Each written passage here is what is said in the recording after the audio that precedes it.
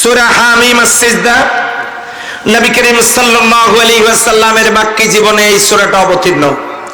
মোট আয়াত 54, রুকু 6টা, তেলাওয়াত করেছি একটি মাত্র আয়াত, আয়াতের নাম্বার 33। আওয়াজ দিয়ে বলেন আল্লাহু আকবার। কোন সূরার 33 নম্বর আয়াত? আয়াতের নাম্বার 30। কোন সূরার 30 নম্বর আয়াত? সূরা হামিম আস-সিজদার 30 নম্বর আয়াত। কেন আমি তেলাওয়াত করলাম? এটা করার কি দরকার? আল্লাহ রাব্বুল আলামিন বলছেন, ইন্নাল্লাযীনা ক্বালু রাব্বুনাল্লাহ, ইন্না নিশ্চয়ই, আল্লাযীনা যে বা যারা, ক্বালু বলিয়াছিল, বলতেছে এবং বলবে, রব্বুনাল্লাহ আল্লাহ আমার রব। আস্তে করে বলেন, আল্লাহ আমার কি? ইন্নাল্লাযীনা ক্বালু রাব্বুনাল্লাহ, যে বা যারা বলবে আল্লাহ আমার রব, নিশ্চয়ই যারা বলবে আল্লাহ আমার রব, সুম্মা ইসতাকামু, এই কথাটার উপরে ইস্তেকামাত থাকবে, অনড় থাকবে, অবিচল থাকবে, অটুট থাকবে, স্থির থাকবে। আল্লাহ বলছেন এমন লোকদের ব্যাপারে তাতানাজ্জালু আলাইহিমুল মালায়েকা, প্রয়োজন যদি হয় আমি তাদের জন্য আসমান থেকে ফেরেশতা নাজিল করব। সুবহানাল্লাহ। কালকে বাড়িতে গিয়ে দরজা দিয়ে বলেন, কেমন আওয়াজ দিয়ে বলেন সুবহানাল্লাহ। যারা বলবে আল্লাহ আমার রব, এই কথার উপরে ইস্তেকামাত থাকতে পারবে।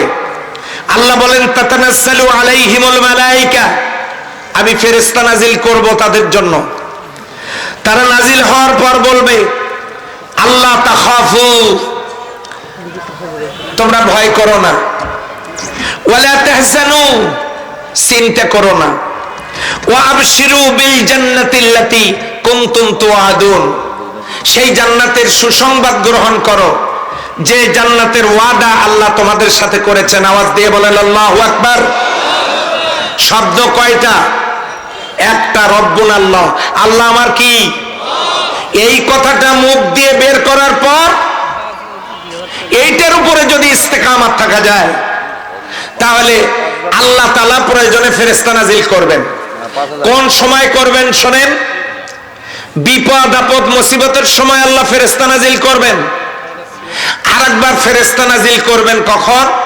মৌতের বিছানায়। মৌতের বিছানায় ফেরেশতা এসে আল্লাহর জান্নাতের একটা ভিডিও ছবি মৌতের বিছানায় ঈমানদারদের চোখের সামনে ধরবেন।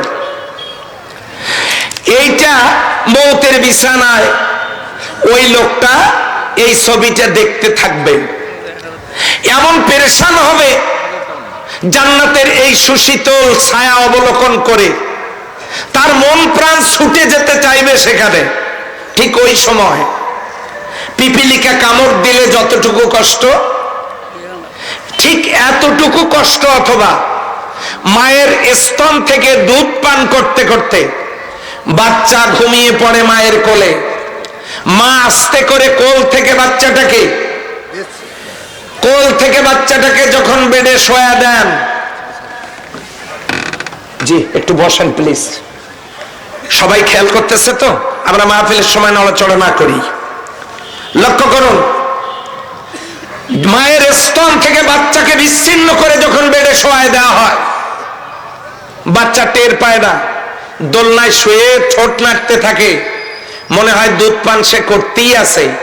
শিশু যেমন মায়ের স্তন ত্যাগ করলেও টের পায় না, এমন অবস্থায়, অথবা ছোট্ট পিপিলিকা কামড় দিলে যেমন হয়, এমন অবস্থায় ওই বিছানায় ফেরেশতারা ওই লোকটা যার জান কবজ হচ্ছে এত সহজ পদ্ধতিতে তার জান কবজ করবে, লোকটা টেরই পাবে না। বলে সুবহানাল্লাহ। যে হুজুর মৌতের বিছানায় জান্নাতের ছবিটা নড়াচড়া করে কেমনে? আপনারা সাতক্ষীরার মন্টু মিয়ার বাগান বাড়িতে বেড়াতে যাবেন, আমি গেছিলাম। সেখানে গিয়ে দেখি মন্টু মিয়ার বাগান বাড়ির জাদুঘরে একটা চশমা আছে। এই চশমাটা চোখে দিলে ওখানে যতগুলো ছবি আছে সব ছবিগুলো নড়াচড়া করে।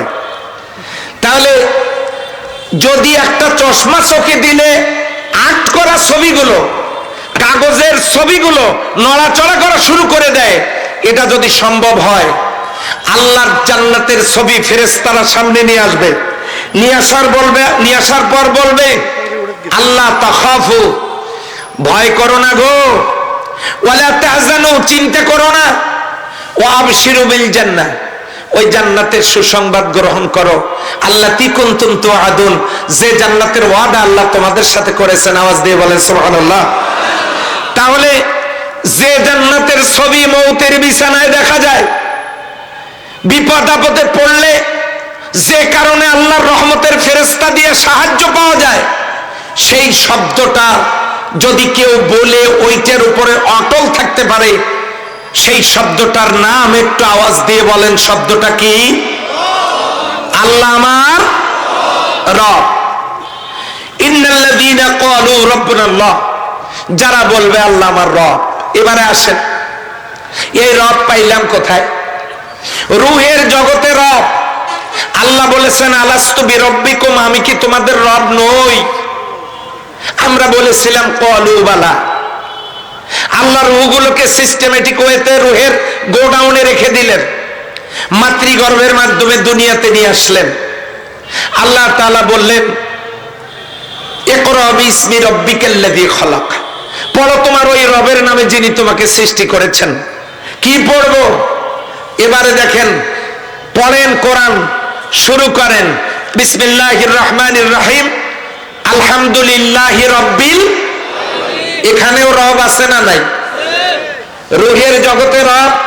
প্রথম যে ওহীটা নাজিল হলো, ইকরা বিসমি রাব্বিকাল্লাযী খলাক, সেখানেও রব।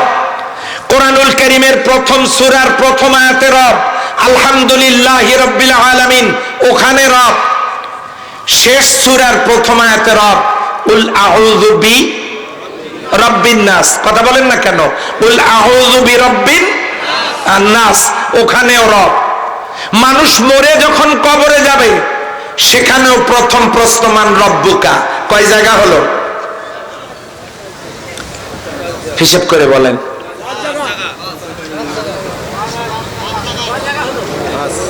একজন বলল 5, একজন 4, একজন 6, ওই দিকে একজন বলল 3। রাত তো আছে, বলতেই থাকেন, অসুবিধা নাই, বলেন আরো কিছুক্ষণ। গনে গনে বললাম, তবু মনে রাখা যায় নাই। অবস্থাটা কি দাঁড়াইলো? এক ছেলেকে শিক্ষক জিজ্ঞাসা করছে, বাবা তুমি গুড বানান করতে পারবা? ছেলে বললো, হ্যাঁ স্যার পারি। তো বানান করো দেখি।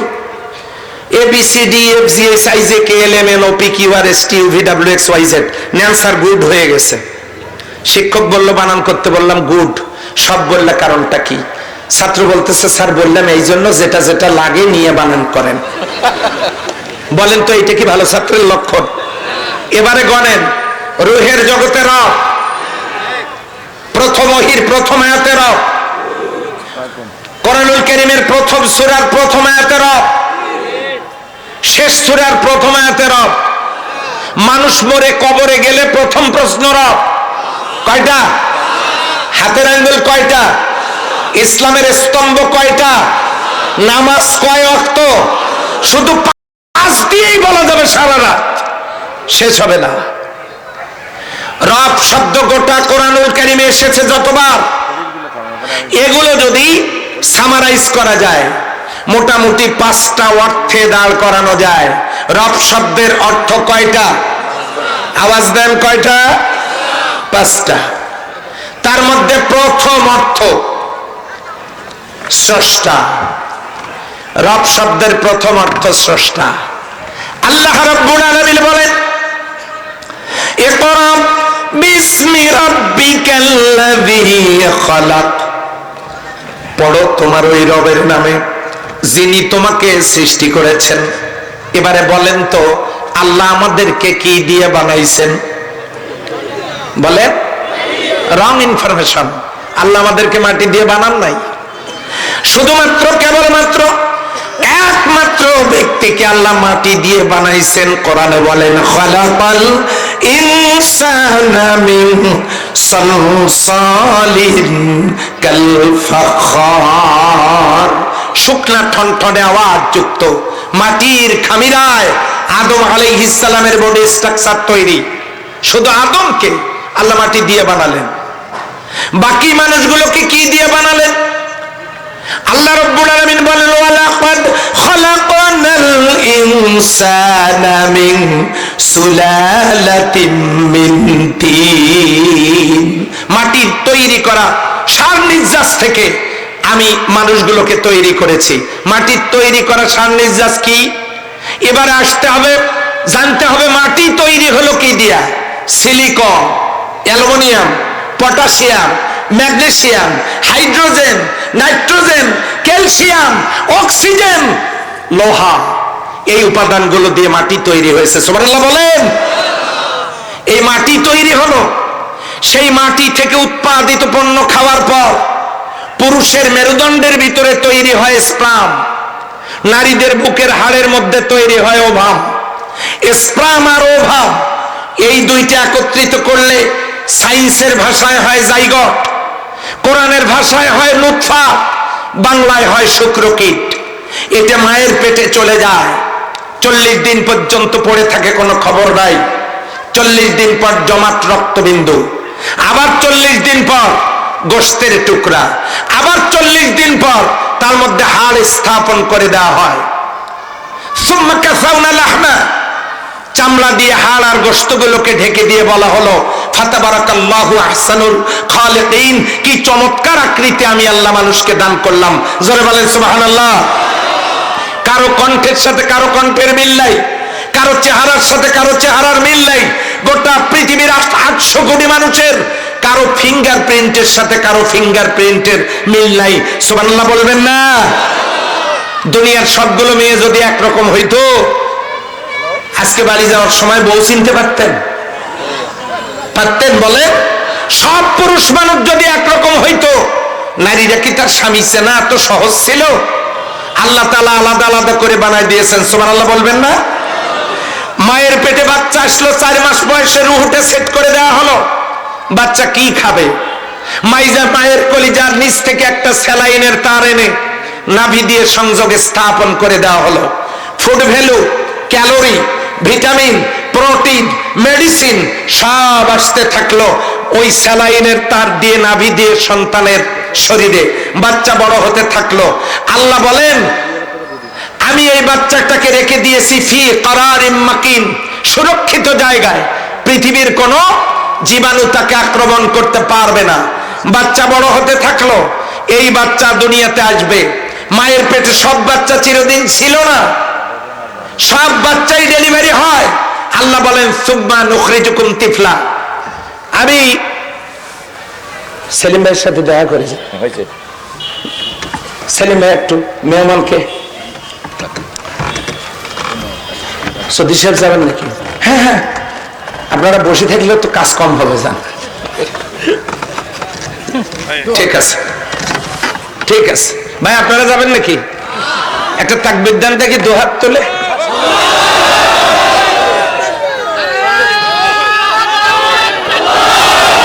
থামেন থামেন।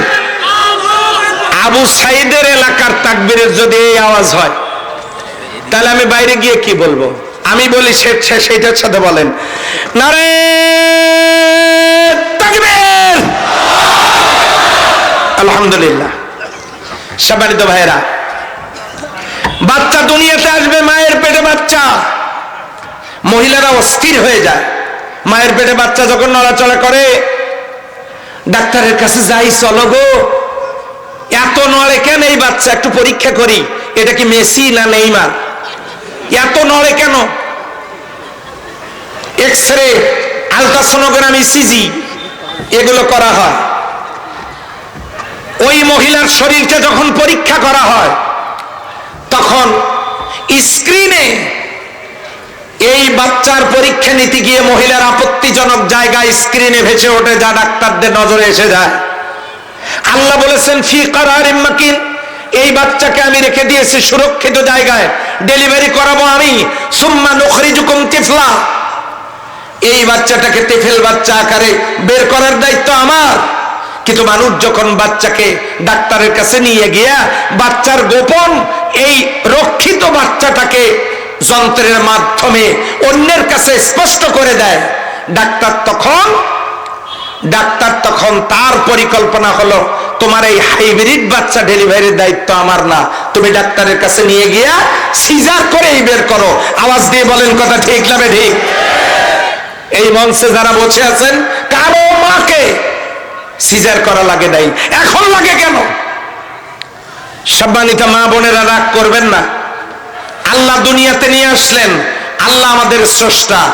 রব শব্দের প্রথম অর্থ স্রষ্টা। চিল্লায় বলেন সুবহানাল্লাহ। রাব্বাকুমুল্লাযী খালাকাকুম ওয়াল্লাযীনা মিন ক্বাবলিকুম লাআল্লাকুম তাত্তাকুন। ওই রবের দাসত্ব করো যিনি তোমাদেরকে সৃষ্টি করেছেন। আর সৃষ্টিটা করলেন কিভাবে দেখেন, হাতের দিকে তাকায় দেখেন আমাদের স্রষ্টাকে। এই যে পানির বোতলে কোম্পানির নাম লেখা আছে, এই ঘড়িতে কোম্পানির নাম লেখা, মোবাইলে কোম্পানির নাম লেখা আছে, ক্যামেরাতে কোম্পানির নাম লেখা আছে। মানুষ প্রশ্ন করতে পারে আমরা কোন কোম্পানির? আল্লাহ যেন বুঝাচ্ছেন, হাতের দিকে তাকায় দেখো তুমি কোন কোম্পানির। আলিফ লাম লাম হা, আল্লাহ। আলিফ আলাদা, লাম লাম একখানে, খালা আলিফ দেওয়ার কারণে আল্লাহ শব্দের মাঝখানটা যেমন উঁচু, মাঝখানের আঙ্গুলটা উঁচু, হার তলপেটটা যেমন মোটা, আল্লাহ বৃদ্ধাঙ্গুলিটাকে মোটা বানায় দিয়েছেন। বিশ্বাস না হয় হাতের মধ্যে পানি নিয়ে টেবিলের উপরে ছাপ দিয়ে দেখেন, আমার আল্লাহর নাম লেখা হয়ে গেছে। আওয়াজ দিয়ে বলেন সুবহানাল্লাহ। বাম হাতটাকে আল্লাহ উল্টা বানায় দিলেন। এই হাত দিয়ে ছাপ দিলে আল্লাহ হবে না, কারণ ডান হাত দিয়ে খাবেন, বাম হাত দিয়ে একটা কাম আছে না নাই? কাল সকালে বুঝবেন, আজকে যদি নাও বোঝেন। যেহেতু বাম হাতের একটা কাজ আছে, আল্লাহ বাম হাতটাকে উল্টা বানায় দিয়েছেন। এই হাতটা আবার উল্টায় নেন, নিয়ে আপনি এইটার উপরে বসায় দেন, দেখেন খাপে খাপে মিলে গেছে, কারণ এই পাশ দিয়ে কেউ ওই কাজ করে না। সুবহানাল্লাহ বলবেন না? আল্লাহ আমাদের স্রষ্টা। আল্লাহ রাব্বুল আলামিন বলেন, কাইফা তাকফুরুনা বিল্লাহি ওয়া কুনতুম আমওয়াত ফাআহইয়াকুম সুম্মা ইউমীতুকুম সুম্মা ইউহয়ীকুম সুম্মা ইলাইহি তুরজাউন। ওই আল্লাহকে কেমনে অস্বীকার করবে তোমরা? মৃত্যু ছেলে, তিনি তোমাদেরকে জীবন দান করেছেন মায়ের পেটে। আমরা মৃত্যু ছিলাম, অস্তিত্ব ছিল না, আল্লাহ আমাদেরকে জীবন দান করেছেন। সুবহানাল্লাহ বলবেন না? তাহলে রব শব্দের প্রথম অর্থ কি? এদিকে আওয়াজ নাই। কে? রব শব্দের প্রথম অর্থ স্রষ্টা। আমাদের সৃষ্টি করেছেন কে? নাস্তিকরা, কমিউনিস্টরা এগুলোর মানে না। ওরা বলে স্রষ্টা বলতে কিছু নাই, প্রকৃতি এমনি এমনি চলছে, আনসিজ ইজ নাথিং, অদৃশ্য বস্তুর কোনো অস্তিত্ব নাই, তাদের যুক্তি। আমি জিজ্ঞাসা করতে চাই, বাতাস কি দেখা যায়? বাতাসের অস্তিত্ব আছে না নাই? আছে। সূর্যের তাপ কি দেখা যায়? তার অস্তিত্ব আছে না নাই? গায়ের জ্বর, মাথা ব্যথা কি দেখা যায়? সেটার অস্তিত্ব আছে না নাই? পেট ব্যথা কি দেখা যায়? অস্তিত্ব আছে না নাই? এত কিছু না দেখে যদি বিশ্বাস করা যায়, বিষাক্ত সাপ সবল দিলে আমি মারা যাব, সাপের বিষ আছে, এটা না দেখে যদি বিশ্বাস করা যায়, কপাল পোড়ারাই শুধু বিশ্বাস করে যে আল্লাহ নাই। আমরা বিশ্বাস করি আল্লাহ আছে না নাই? হুয়াল হাইয়ুল কাইয়ুম, তিনি চিরঞ্জীব, তিনি আমাদেরকে সৃষ্টি করেছেন। আওয়াজ দিয়ে বলেন আল্লাহু আকবার। রব শব্দের প্রথম অর্থ স্রষ্টা। রব শব্দের দ্বিতীয় অর্থ রিজিক দাতা। কি দাতা? রিজিক দাতা। কেমন রিজিক দাতা? ইন্না রাব্বি ইয়াবসুতুর রিজকা লিমান ইয়াশা। তিনি তো সেই রব যাকে ইচ্ছা অপরিমিত রিজিক দান করেছেন। মায়ের পেট থেকে যে আসার পরে স্তন থেকে যে দুধ আমরা পান করেছি, মায়ের স্তন থেকে প্রায় 7.5 মণ দুধ আমরা পান করেছি। মায়ের স্তন থেকে আমরা যখন দুধ পান করি, স্তনের দুধের রাস্তায় একটা ছিদ্র আল্লাহ দিতে পারতেন। কোন অসুখ বিসুখের কারণে ওই ছিদ্রটা যদি বন্ধ হয়ে যেত, বাচ্চা দুধ অভাবে মারা যেত, দুধ পেত না। সামান্য একটা জায়গার ভিতরে, দুধ পান করার জায়গাটার ভিতরে আমার আল্লাহ 32টা ছিদ্রের ব্যবস্থা করে দিয়েছেন। চিল্লায়া বলেন সুবহানাল্লাহ। আল্লাহ আমাদেরকে খাওয়ালেন মায়ের পেটে নাভি দিয়া, দুনিয়াতে এসে খাওয়াচ্ছেন, মায়ের স্তন থেকে দুধ পান করাচ্ছেন। আর একটু বড় হলো, কি খাবেন? ভাত, ব্যবস্থা আছে। খাবেন না রুটি, সে ব্যবস্থা আছে। গোশত খাবেন, 34 রকমের গোশত হালাল। মাছ খাবেন, 450 রকমের মাছ হালাল। মাছ গোশত খাবেন না, সবজি খাবেন, অগণিত সবজি গোটা পৃথিবীতে। সবজি খাবেন না, ডিম খাবেন, কয়েক প্রকারের ডিম হালাল। ডিম খাবেন না, ডাল খাবেন, কয়েক রকমের ডাল হালাল। ডাল খাবেন না, ফল খাবেন, হাজারো রকমের ফল হালাল। ফল খাবেন না, দুধ খাবেন, কয়েক রকমের দুধ হালাল। এগুলো কোনোটাই খাবেন না। তো পানি খাবেন, পানিও খেতে চাই না। কেন? পানির মধ্যেও মিনারেল ওয়াটারের ভিতরেও ভেজাল থাকতে পারে। আল্লাহ বলেন, বান্দারে পানি তো খাওয়া লাগবে। যদি দুনিয়ার পানিতে ভেজাল আছে বলে মনে করো, বোতলের পানি, মিনারেল ওয়াটার তোমার যদি বিশুদ্ধ মনে না হয়, তাহলে আমি আল্লাহ আমার কুদরত দিয়ে নারিকেল গাছে ডাবের ভিতরে মিনারেল ওয়াটার আমার কুদরতি হাত দিয়ে বানায় রেখেছি। বান্দা, তুমি মনের সুখে পান করো। বলেন সুবহানাল্লাহ। খাবারের কি কোনো অভাব আমার আল্লাহ রেখেছেন? ভালো করে দেখেন, সৃষ্টি শুধু করেন নাই, ইন্না রাব্বি ইয়াবসুতুর রিজকা লিমান ইয়াশা, তিনি যাকে ইচ্ছা অপরিমিত রিজিক দান করেছেন। তিনি হলেন রিজিক দাতা। আমাদেরকে খাওয়ান কে? শুধু ভোটের আগে খাওয়ায় নেতারা সিঙ্গারা, বিস্কিট, চা, তাই তো? আসলে বলেন খাওয়ায় কে? আল্লাহ। এই যে মাঝখানে বছর 2 আগে একবার ভোট হইলো, এখানে মিছিল করতেছে এক লোক, খুবই চিল্লায়, খুব ক্লোজ। ডাক দিয়ে বললাম, ভাই আমরা তো চিল্লাতে পারি না, আমাদের তো আর মিছিল টিছিল করা যায় না, তা আপনি এত জোরে চিল্লান কেন? জানটা তো বাঁচান লাগবে। কয় কাপ খাইছেন ভাই আজকে? আমাকে বললে, হুজুর দোয়া করেন, সারাদিনে 36 কাপ হবে। আমি বললাম, এগুলো কি নিজের টাকায় খাইছেন? দোয়া করেন, রিজিকের মালিক আল্লাহ। সম্মানিত ভাইরা, আপনার বলেন তো, রিজিকের মালিক আসলে কে? আবার বলেন, আসলে কে? আল্লাহ। রব শব্দের 2 নম্বরের অর্থ রিজিক দাতা। রব শব্দের 3 নম্বরের অর্থ মাবুদ। আল্লাহ আগে সৃষ্টি করলেন, বানালেন, দুনিয়াতে আনলেন, 10 বছর পর্যন্ত বিনামূল্যে খাওয়ায়া লালন পালন করলেন। একটা সেজদাও আল্লাহকে না দিলে 10 বছরে আমলনামায় গুনাহ লেখা হবে না। 10 বছরের পহেলা ফজরে আমার আল্লাহ রব্বুল আলামিন ফেরেশতাদেরকে পাঠায় দেন। ফেরেশতারা বাচ্চার কানে কানে বলতে থাকে, ও বান্দা, ও আল্লাহর বান্দা, তুমি জানো না কি তোমাকে আল্লাহ কি জন্য বানাইছেন? তুমি জানো কিনা? ওই বাচ্চা কি বলবে? আল্লাহর ফেরেশতারা তাকে যেন জানায় দিলেন, ওয়ামা খালাকতুল জিন্না ওয়াল ইনসা ইল্লা লিয়াবুদুন।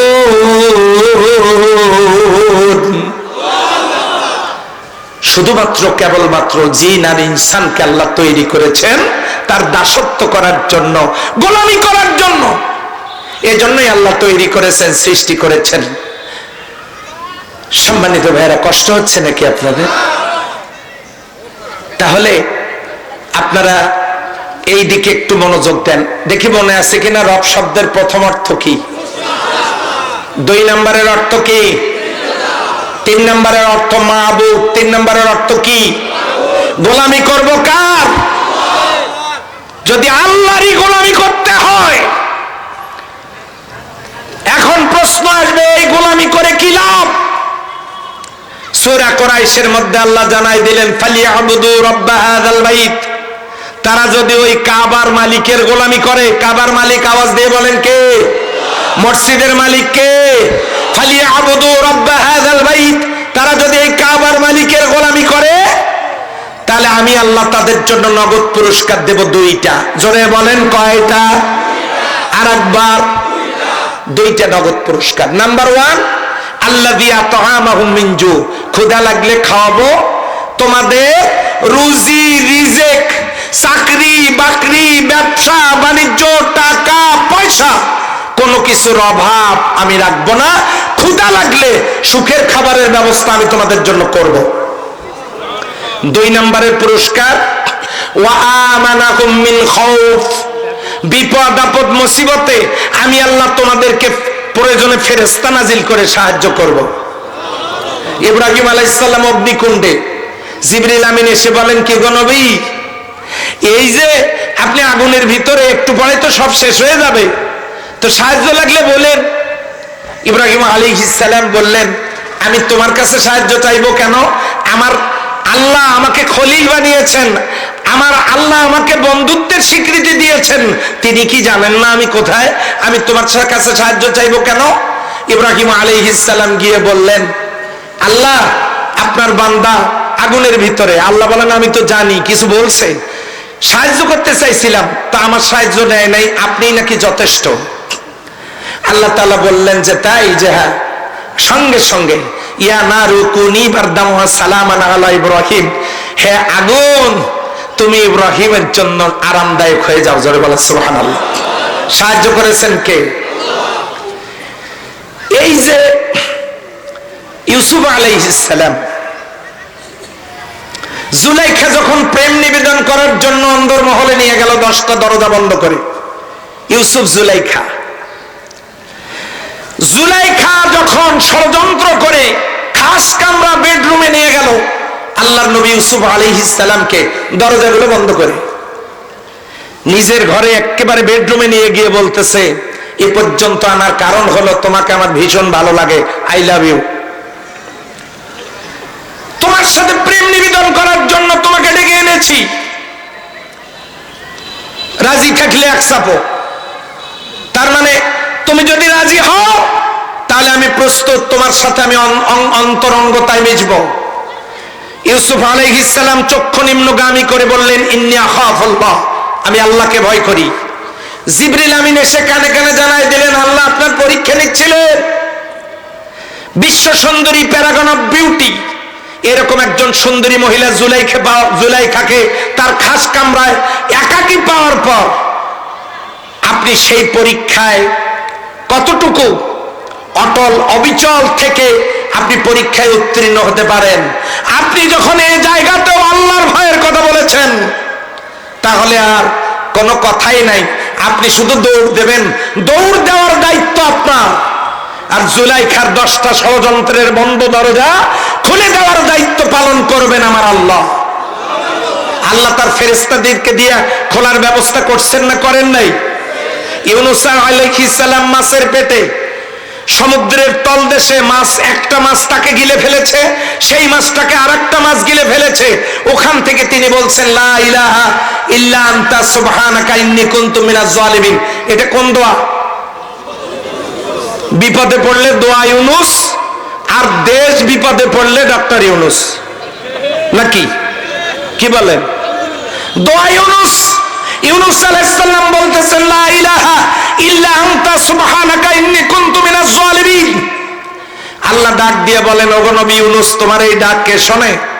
আমি আল্লাহ শুনেছি। ফাস্তাজাবনা লাহু ওয়া নাসাইনাহু, আমি শুধু শুনিই নাই, তোমাকে ওই বিপদ থেকে উদ্ধার করেছি। সুবহানাল্লাহ বলবেন না মনে হয়? তাহলে বিপদে পড়লে সাহায্য করবেন কে? আল্লাহ বলেছেন, তোমরা যদি আমার গোলাম হও, আমার দাসত্ব করো, নগদ পুরস্কার 2টা।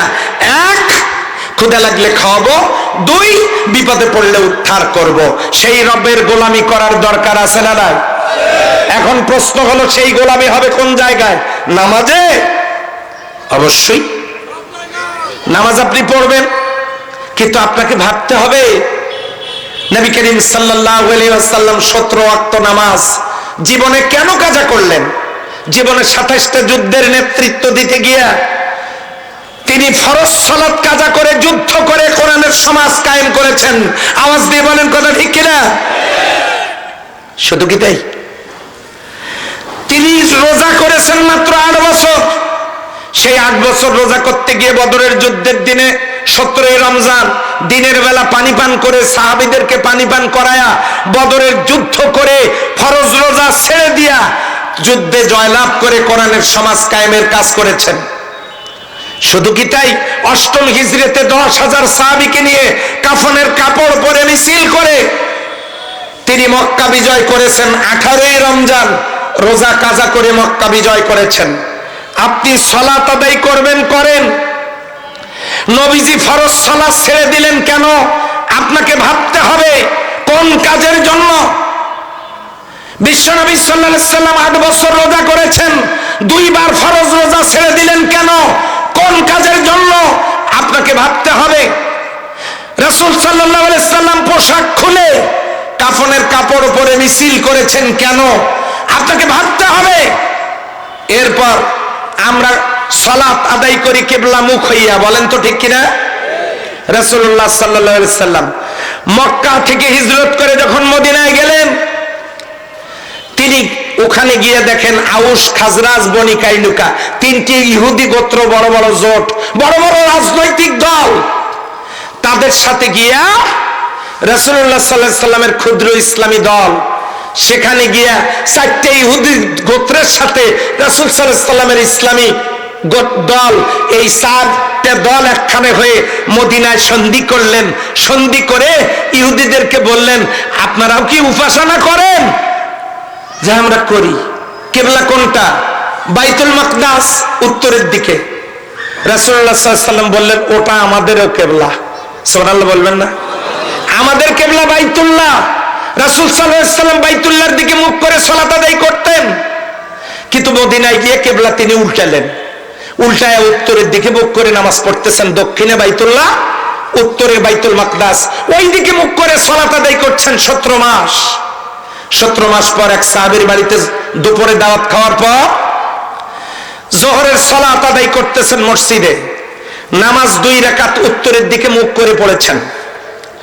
পড়ার পর উনি আকাশের দিকে তাকালেন। জিবরিল আমিন এসে সাথে সাথে জানাই দিলেন, কাদ নারা তাকাল্লুবা ফি ওয়াজহিকাস সামা। আপনি এই যে বারবার আকাশের দিকে যে তাকাচ্ছেন, এটা আল্লাহ লক্ষ্য করেছেন। কি জন্য আপনি তাকাচ্ছেন সেটা আল্লাহ জানেন এবং আমাকে পাঠিয়ে দিয়েছেন। রাসূলুল্লাহ সাল্লাল্লাহু আলাইহি সাল্লামকে জানানো হলো, আপনার মনের মধ্যে ব্যথা, আপনি বাইতুল মুকাদ্দাসের বাইতুল্লাহর দিকে মুখ করে সালাত আদায় করতেন। এখন আপনাকে 17 মাস পর্যন্ত আপনি বাইতুল মাকদাসের দিকে মুখ করে সালাত আদায় করতেছেন, আপনি কিবলার দিকে মুখ করতে পারতেছেন না। ইহুদিদের সাথে জোট গঠন করার কারণে আপনি পারতেছেন না। ইয়া রাসূলুল্লাহ সাল্লাল্লাহু আলাইহি সাল্লাম, আল্লাহ আপনার হৃদয়ের কথাগুলো বুঝতে পেরে আমাকে পাঠিয়ে দিয়ে বলেছেন, 2 রাকাত পড়েছেন উত্তরের দিকে, এবারে 2 রাকাত পড়ুন বাইতুল্লাহর দিকে মুখ করে। ওই জায়গায় একটা মসজিদ নির্মিত হয়েছে, মসজিদটার নাম মসজিদে জুল কিবলাতাইন, 2 কিবলার মসজিদ। এখানে যারা হজ করেছেন তারা সেখানে সালাত আদায় করেছেন 2 রাকাত উত্তরের দিকে, 2 রাকাত দক্ষিণের দিকে। যেইনা রাসূলুল্লাহ সাল্লাল্লাহু আলাইহি সাল্লাম দক্ষিণের দিকে বাইতুল্লাহর দিকে মুখ করে সালাত আদায় করেছেন, ঠিক সেই সময় জিবরিল আমিন এসে বলেন, সর্বনাশ, যে কি গোপন তথ্য ফাঁস। কি? আপনি বাইতুল্লাহর দিকে মুখ করে সালাত আদায় করতেছেন, মদিনার ইহুদিরা সিদ্ধান্ত নিয়েছে, ওদের কাছে সংবাদ পৌঁছে গেছে আপনার সাথে আর তারা জোট রাখবে না। আপনি এতদিন তাদের সাথে উত্তরের দিকে মুখ করে সালাত আদায় করেছেন, ওরা উপাসনা করেছে, আপনি কিবলা পরিবর্তনের কারণে আপনার সাথে আর তারা সখ্যতা রাখবে না। আল্লাহর হাবিব সাল্লাল্লাহু আলাইহি সাল্লাম বললেন, তাহলে এখন উপায়? জিবরিল আমিন বললেন, কোনো অসুবিধা নাই, এই 17 মাস ওদের সাথে মিল দিয়া আপনি যত কাজ করেছেন আল্লাহর দ্বীনের জন্য, ইসলাম এত দূরে চলে গেছে, ইসলাম এত অনন্য উচ্চতায় পৌঁছে গেছে, মদিনার 14 গোষ্ঠী ইহুদি হলেও একখানে হইলেও আর আপনাকে তারা থামাতে পারবে না। জোরে বলেন সুবহানাল্লাহ। আল্লাহ তাআলা আয়াত নাযিল করলেন, সায়াকুলু সুফাহাউ মিনান নাসি মা আল্লাহু আন কিবলাতিহিম আল্লাতী কানু আলাইহা কুল লিল্লাহিল মাশরিকু ওয়াল মাগরিবু ইয়াহদি মান ইয়াশাউ ইলা সিরাতিল মুস্তাকিম। নির্বোধ লোকেরা বলে এদের কি হলো, এতদিন একদিকে মুখ করে নামাজ পড়লে আজ আবার কিবলা পরিবর্তন করলো। আল্লাহ আয়াত নাজিল করে জানাই দিলেন দ্বিতীয় পারার প্রথম আয়াত, আপনারা খোঁজ করে দেখবেন। সম্মানিত ভাইরা, এখন আবার প্রশ্ন হলো ইবাদত মানে কি? নামাজ ইবাদত, রোজা ইবাদত, হজ ইবাদত, যাকাত ইবাদত, রাজনীতি, অর্থনীতি, সমাজনীতি, পরিবার নীতি সব ইবাদত। পর্দা করা ইবাদত, পিতামাতার খেদমত করা ইবাদত। কথা বলেন ঠিক না ঠিক? জীবনের সকল নেক কাজ কার ইবাদত? রব শব্দের 3 নম্বরের অর্থ তিনি আমাদের মাহবুব। কষ্ট হলে শেষ করে দেই। সম্মানিত মা বোনেরা, ভালো করে কান লাগান। রব শব্দের 4র্থ নম্বরের অর্থ হলো আইনদাতা। কি দাতা? কি দাতা? আইনদাতা। হুজুর দলিল আলা লাহুল খালকু ওয়াল আমর তাবারাকাল্লাহু রাব্বুল আলামিন। ওই বরকতপূর্ণ সত্তার হাতের মুঠোয় গোটা বিশ্ব চরাচরের রাজত্ব। এক শ্রেণীর লোক বলে ইসলামে রাজনীতি নাই। রাজনীতির নামে একটা সূরা আল্লাহ নাজিল করেছেন, সেটা সূরা মুলক। রাজত্বের নামে একটা সূরা নাজিল করেছেন। অনেকেই বলেন ইসলামে পাওয়ার ক্ষমতার কথা নাই, আয়াতুল কুরসি, কুরসি মানে চেয়ার, কুরসি আল্লাহ নাজিল করেছেন। আসলে কোরআন স্টাডি করা হয় না, তাই এই কথা বলেন। সম্মানিত ভাইরা, এই সূর্যের আলো এটা কি শুধু মুসলমানেরা পায় নাকি সবাই পায়? অক্সিজেন শুধু কি অমুসলিমরা পায় নাকি সবাই পায়? সূর্যের আলো সবাই পায়, অক্সিজেন সবাই পায়, নাজ নিয়ামত সবাই পায়, সব পায় মানুষ। আল্লাহ, সেই আল্লাহর কোরআন যদি জমিনে চালু থাকতো, সুখে শান্তিতে সবাই বসবাস করত। বলেন সুবহানাল্লাহ। এই যে মানুষকে বোঝানো হলো যদি ইসলাম আসে অমুসলিমরা ঝামেলায় পড়বে, এই দেশে থাকতে পারবে না। এবারের পূজার খবর নিয়ে দেখেন, সবচাইতে ভালো পূজা এবার শান্তিমতো করতে পেরেছে তারা। সারা দেশে কোথাও অসুবিধা হয় নাই। কথা বলে ঠিক কিনা? এখন ডিমের মধ্যে কুসুম যেমন নিরাপদ, মুসলিম রাষ্ট্রে অমুসলিমরা তেমনি নিরাপদ। আমরা সংখ্যালঘুদের কে সংখ্যালঘু বলি না। আমার এই দেশে যারা জন্মগ্রহণ করেছে, স্বাধীন দেশে, তারা এ দেশের সম্মানিত নাগরিক। আমরা তাদের সম্মান ইজ্জত দেই। মুসলিমরা কিভাবে অমুসলিমদের নিরাপত্তা দেয় দেখুন। আল্লাহর আইন যদি জমিনে চালু থাকে, দেখেন কি রকম হয়। সম্রাট জাহাঙ্গীর, তার কাছে এক বুড়ি মহিলা এসে নালিশ দিচ্ছে, বাদশা নামদার, আমার ছেলে আপনার সেনাবাহিনীতে চাকরি করে, তার সুন্দরী বধূ আমার পুত্রবধূ, সে এবং আমি একই বাড়িতে থাকি। গতকাল রাত্রে কে বা কারা আমার বাড়িতে ঢুকে আমার পুত্রবধূর সতীত্ব নষ্ট করার জন্য চেষ্টা করেছে, কিন্তু পারে নাই। আজকে আমি আপনার কাছে এসেছি, আমার পুত্রবধূর সতীত্বের হেফাজত যদি আপনি করতে না পারেন, তাহলে আমাকে অতটুকুন সময় দেন, আপনার রাজ্যের সীমানা ছেড়ে যেন আমি অন্য কোনোখানে চলে যেতে পারি। আর মনে রাখবেন, আপনারা যে আল্লাহকে মানেন, সেই কিয়ামতের দিন, শেষ বিচারের দিন, আল্লাহর কাছে আমি আপনাদেরকে ছাড়ব না যদি আমার পুত্রবধূর সতীত্ব নষ্ট হয়। সম্রাট জাহাঙ্গীর বললেন, বুড়িমা আপনার বায়োডাটা দেন। সম্রাট জাহাঙ্গীরের কাছে বুড়ি বায়োডাটা দিয়ে গেলেন। সম্রাট জাহাঙ্গীর রাত্রিবেলা ওই বুড়ির ঠিকানা অনুযায়ী বুড়ির বাড়িতে গেলেন। গিয়ে দেখেন বাড়ির বাইরে ঘোড়া দাঁড় করানো, ভিতর থেকে আওয়াজ আসছে, বাঁচাও বাঁচাও বলে আওয়াজ আসছে। সম্রাট জাহাঙ্গীর প্রাচীর টপকায়া বাড়ির ভেতরে ঢুকলেন। ঢুকে সম্রাট জাহাঙ্গীর বলতেছে, ওই মিটি মিটি আলো জ্বলছে, ভিতরে ঢুকেই বললেন, এই বুড়ি বাতি নিভাও। সঙ্গে সঙ্গে বাতি নেভানো হলো। এবারে সম্রাট জাহাঙ্গীর তরবারিটা কোষমুক্ত করলেন। করার পর ঘরের ভিতরে ঢুকলেন। ঢুকে ওই সুবুকের মাথার চুলগুলো ধরে পিছন দিক থেকে এমন জোরে কোপ মারলেন, বডি থেকে কল্লা আলাদা। ঘরের বাইরে এসে সম্রাট জাহাঙ্গীর বললেন, বাতি জ্বালাও। আলো জানানো হলো, ভালো করে পরীক্ষা করে দেখে বললেন আলহামদুলিল্লাহ। এই কথা বলার পর সম্রাট জাহাঙ্গীর বললেন আমাকে এক গ্লাস পানি দাও। পানি পান করলেন। এবার নিজের পরিচয় দিয়ে বললেন আমি সম্রাট জাহাঙ্গীর, তোমার পুত্রবধূকে নিয়ে আগামীকালকে আমার প্রাসাদে এসো। সম্রাট জাহাঙ্গীর যখন এই কথা বলে চলে গেলেন, পরের দিন সকালবেলা পুত্রবধূকে নিয়ে চলে গেলেন সম্রাটের প্রাসাদে। এবার সম্রাট বলছেন বুড়িমা, কালকে তোমাকে বাতি নিভাতে বলেছিলাম, কেন জানো? কয় না, তা তো জানি না। তাহলে নিভাইতে বলেছিলাম এই জন্য, আমার বাড়ির এত নিকটে আমার ছেলে ছাড়া এত জঘন্য কাজ কেউ করতে পারে না, সেই কারণে বাতি নিভাতে বলেছি। বাতি যখন নিভিয়েছ, এরপর ওর কল্লাটা দ্বিখণ্ডিত করেছি, বডি থেকে আলাদা করে দিয়েছি। বাতি জ্বালানোর পরে আমি আলহামদুলিল্লাহ বলি নাই যে হ্যাঁ, ভালো করে পরীক্ষা করে দেখি যে ছেলেটা আমার না। এরপরে পানি চাইছিলাম না, যে চাইছিলেন। গতকালকে যখন তুমি আমাকে বিচার দিয়েছিলে আল্লাহর দরবারে, তুমি আমাকে আসামির কাঠগড়ায় দাঁড় করাবে, তখন থেকে এই ঘটনার বিচার না করা পর্যন্ত আমি সম্রাট জাহাঙ্গীর এক ফোঁটা পানিও পান করি নাই। এরপর মাথার মুকুটটা খুলে অমুসলিম পুত্রবধূর পায়ের কাছে রেখে দিয়ে বলতেছে বুড়িমা, আমার মাথার মুকুটের চাইতে তোমার পুত্রবধূর সতীত্বের মর্যাদা আমার আল্লাহর কাছে লক্ষ কোটি গুণ বেশি। ইসলামের আইন যদি চালু হয়ে যায়, সুদ থাকবে না, ঘুষ থাকবে না, জেনা থাকবে না, মানুষ খুন থাকবে না, অশ্লীলতা থাকবে না, নারী নির্যাতন থাকবে না। অমুসলিম নারী নিরাপত্তা পাবে, কৃষকেরা নিরাপত্তা পাবে, ব্যবসায়ীরা নিরাপত্তা পাবে, মানুষে মানুষে বিশ্বাস জন্ম নেবে, দানবতার পরিবর্তে মানবতা সূচিত হবে। আল্লাহর বিধান যদি চালু হয়, এটা সবারই উপকারে লাগবে। সম্মানিত ভাইয়েরা, রব শব্দের ৪র্থ নম্বরের অর্থ হলো কি? দাতা। সেই রবের আইন চালু হোক, এটাকে আমরা চাই। কারা কারা চাই? হাত তুলে দেখা। আলহামদুলিল্লাহ। ইন্নাল্লাযীনা ক্বালু রাব্বুনা আল্লাহ, যারা বলবে আল্লাহ আমার রব, স্রষ্টা, রিজিক দাতা, মাবুদ, এরপরে আইন দাতা।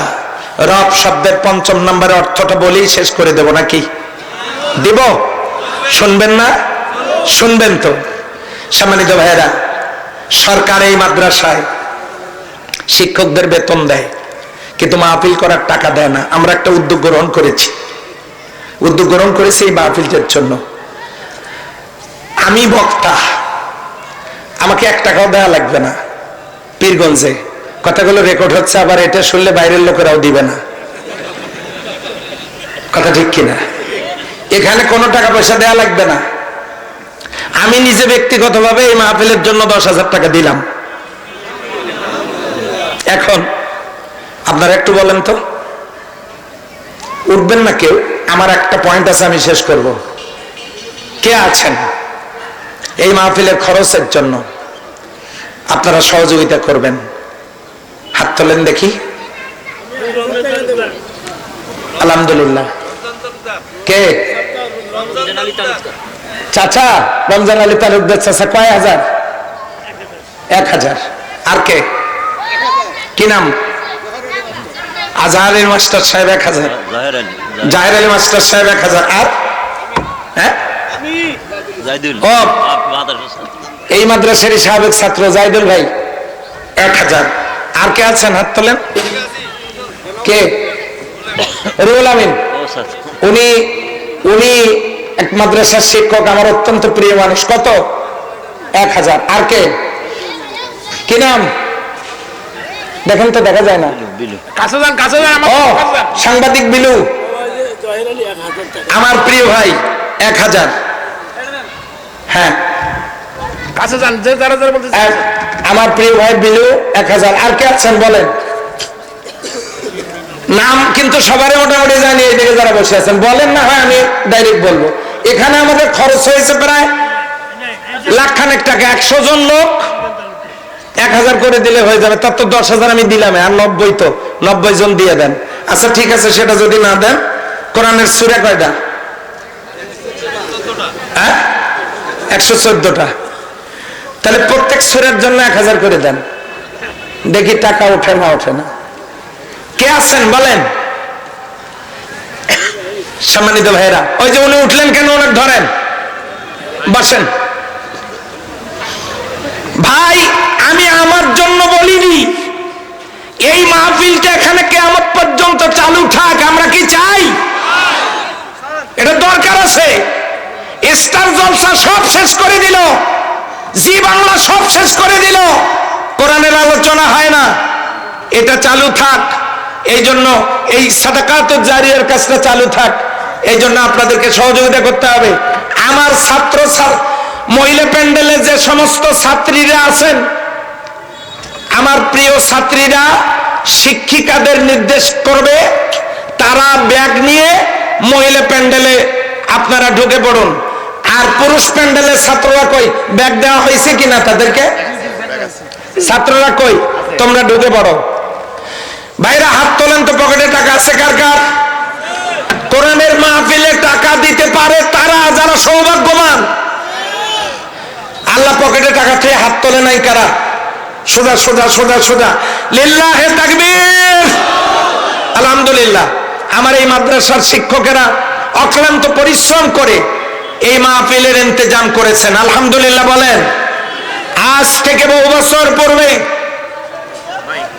1975 সালে কে? ডাক্তার মমিন আকন্দ, নগদ 500 টাকা। এই মাদ্রাসা যারা প্রতিষ্ঠা করেছেন, আমার শ্রদ্ধেয় নানা মরহুম জসিমউদ্দিন মন্ডল সাহেব, আল্লাহ তার কবরটাকে জান্নাতের টুকরায় পরিণত করে দিক, সবাই বলি আমিন। এই মাদ্রাসা প্রতিষ্ঠা করেছেন বিশিষ্ট রাজনীতিবিদ, সমাজসেবক, পীরগঞ্জের সর্বজন শ্রদ্ধেয় ব্যক্তিত্ব জনাব কাজী আব্দুল হালিম সাহেব, আল্লাহ তাকে মাফ করে দিক, সবাই বলে আমিন। এই মাদ্রাসা প্রতিষ্ঠা লগ্নে যিনি অক্লান্ত পরিশ্রম করেছেন, তিনি মরহুম মফিজ উদ্দিন মন্ডল সাহেব, আল্লাহ তার কবরটাকে নূরে মুনাব্বার করে দিন, সবাই বলে আমিন। এই মাদ্রাসা প্রতিষ্ঠায় যিনি অক্লান্ত পরিশ্রম করেছেন, মরহুম মাস্টার সাকাওয়াত হোসেন সাহেব, আল্লাহ তাকে মাফ করে দিয়ে কবরটাকে জান্নাতের টুকরায় পরিণত করে দিক, সবাই বলেন আমিন। সম্মানিত ভাইয়েরা, আমি কিন্তু মাহফিল শেষ করি নাই। দয়া করে কেউ উঠবেন না এবং দয়া করে কেউ শৃঙ্খলা নষ্ট করবেন না। আপনারা টাকা না দিলেও আমরা জোর করে নিব না। আপনারা মেহেরবানি করে এই মাহফিলের খরচের জন্য শরীক হবেন আমি আশা করি। জি, আল্লাহুম্মা সাল্লি আলাইহি আল্লাহুম্মা বারিক আলাইহি।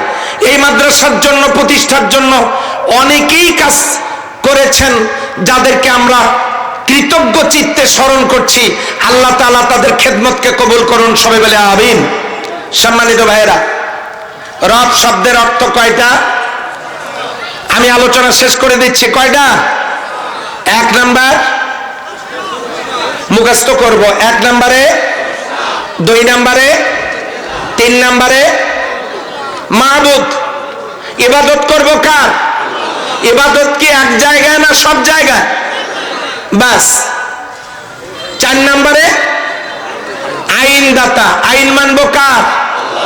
আপনার বাড়ির কবুতরটা 50 কিলোমিটার দূরে যায় রুজি রিজেকের সন্ধানে, বিকেলবেলা বাড়িতে ফিরে আসে, কার আইন মেনে?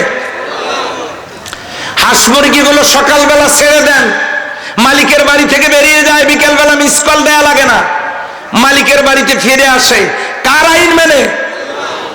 তাহলে পশু পাখি কীট পতঙ্গ তৃণলতা সবাই আল্লাহর আইন মানে, আরামে আছে, শান্তিতে আছে। কোনদিন পশু পাখিগুলো হরতাল করে নাই, মিছিল করে নাই, আন্দোলন করে নাই, বৈষম্য বিরোধী আন্দোলন করে নাই, আরামে আছে। কার আইন মেনে?